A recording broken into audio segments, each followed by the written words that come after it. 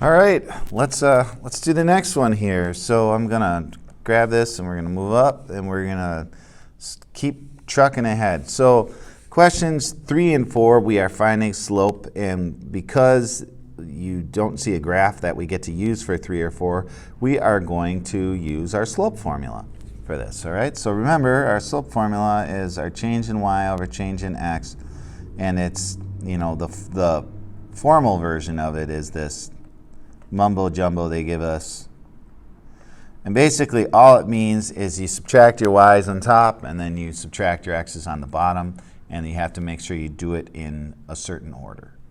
Okay, so while this is useful, I think it's more useful to know exactly what you're doing and not feel like you have to memorize that. Okay, so let's start with our y's. So I always just start with, we'll call this, you know, our first pair and our second pair. I always start with the first pair. All right, and my y coordinate on the first pair is 2. So I'm going to go 2 minus, and you always do minus, and then whatever this coordinate is, the y coordinate on the second pair is, you put that in. And then we do the exact same thing, and we're going to have to start with -7, not 9. And the reason we start with -7 is because that's paired up with 2, and they have to kind of line up with each other. Right? The order is really important. So -7 minus 9. All right, now just simplify it. So you have 2 minus 6, right, which is the same as 2 plus -6. And then we have -7 plus -9. Well, -6 plus 2, or 2 plus -6, however you shake a stick at it, is -4. And then -7 plus -9. They're both negative, so your answer is going to be negative, and then you just add them up. So you have 7 plus 9, that's -16. All right, negative divided by negative is always a positive.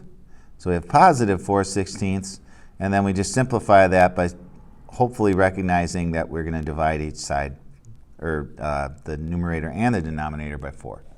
So that's going to give you 1/4, and that is your answer for number 3. And we'll write it right here, 1/4. So we'll say m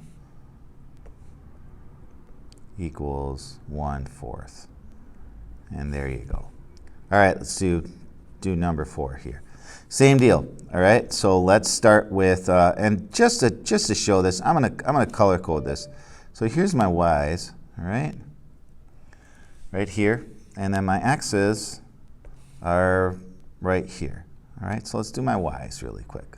So my y's are going to be right here. We're going to go -4 minus and then 5. Sorry, that's kind of hard to see, but I'm just making a point here.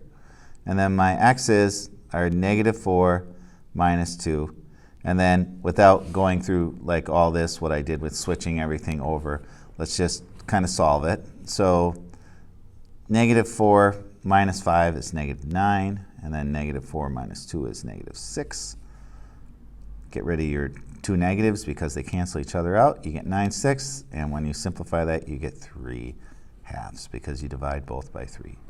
So that is my m. My m equals 3/2. All right, I'm going to stop the video here, and then I'll pick up the next one at problem 5.